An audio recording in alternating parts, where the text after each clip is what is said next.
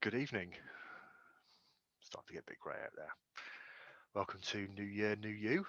This is the Internet Stroke Twitter challenge, whereby the goal is to generate one new RPG character and post it on every day in January.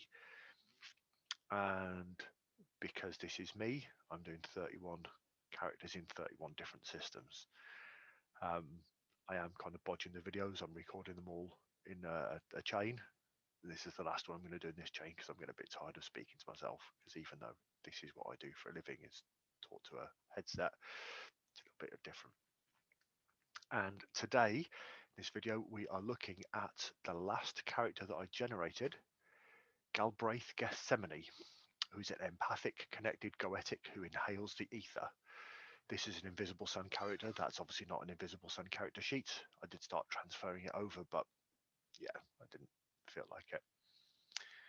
And Galbraith Gethsemane is I've not really looked at playing a Goetic before.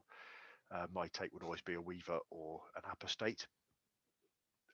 But I like some of the idea. I like the way that Cat Cool played um, Kitty Hart in The One with Hollow Eyes, and I like the flexibility that being a Goetic would give you, even though in 54 sessions of the game that I'm running, Goetic has done maybe 4 or 5 summonings, and that's it.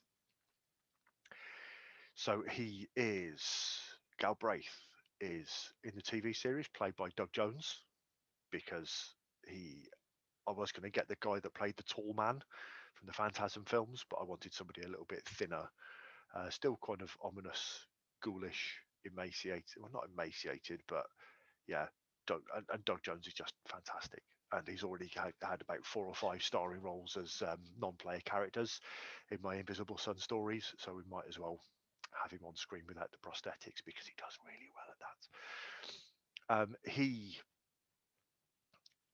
is connected, so he is very. Uh, he's all about the dead people, with connections with the ghostly elite, the unseen children, and just generic residents of the Pale. He hangs out with dead guys, and in Shadow he was an undertaker, and he was always that undertaker that was a little bit too invested in his work, a real kind of creepy guy, and he um, passed away suddenly and then woke up in the actuality. Thought it was the afterlife, then got told and educated quite quickly that in fact it wasn't. He then tried to find his place. His house is like a series of spires made of congealed ectoplasm. He inhales the ether, so he doesn't breathe normal oxygen, and he's got the ability at the moment to substantiate the ether, so he can expel a massive ectoplasm to either use it in combat, like a slime blob attack, or to give a ghost a physical body, and that's what he does. So he can speak with spirits. Um, he can speak to dead people, so he knows that he's not dead because the dead are still there. He calls them. He gives them a body to carry out their last tasks, and that's how he gets them to give him the assistance. He's very kind of focused.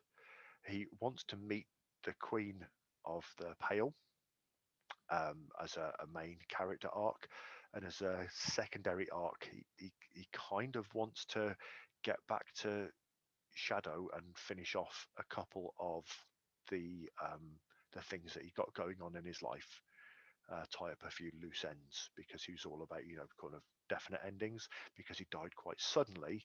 Um, it's he had loose ends, and his empathic nature kind of says, I need people, the people that were in his life, there were very few and far between to have closure for it. Um, Only a couple of spells. Lamentations, quite a nice one. You touch somebody, they lose an action, and you gain a point to add to one of your pools. Basically, just fill them with sadness. And Wake the Dead. So as well as being able to summon ghosts, he can animate a level 2 zombie, playing into the whole necromancer side of things. Yeah, so that is Galbraith Gethsemane, the empathic, connected, goetic who inhales the order. Speak to you soon, and roll well.